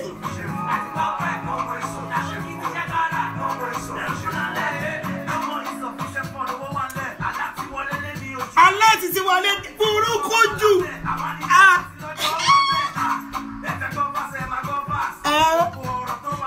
ó máa fọ́ glass òkú ọ̀rọ̀ tó máa fọ́ glass ẹ máa gbọ́.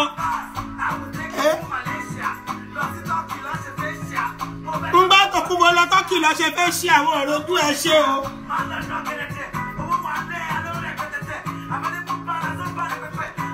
Olórí kí ẹwà tó mi ẹ lọ sọ́dọ̀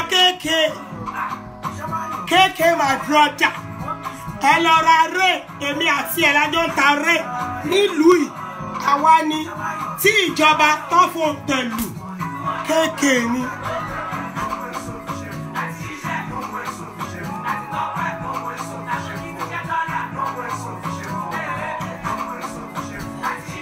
Ó máa fò jáde ẹ mọ̀ pé ara ò balẹ̀.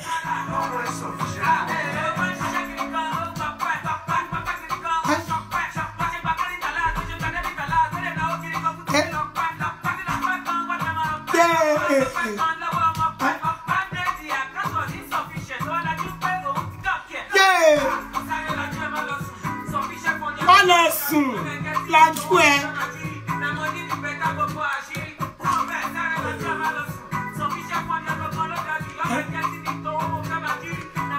Owó lè mí jírí.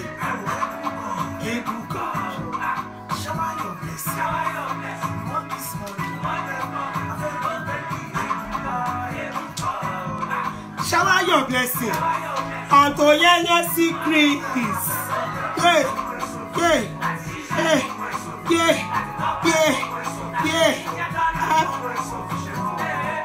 Àti ṣiṣẹ́ àti gbọ́pẹ́ àti bíábì ẹ̀yin tó máa kéku lẹ máa kéku ìpè lẹ́nu fẹ́ ń dọ̀ gbogbo yín.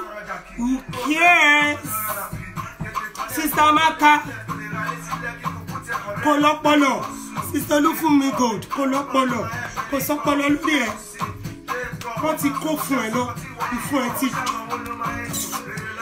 Èmi lọ ṣiṣẹ́ tèmi o wọ́n lọ dá wọn kọ́sítọ́mà mi lò àwọn real customer mi tó mọ̀ pé mi ẹ̀gbọ́n ni your customer service is top notch nobody can tell me otherwise.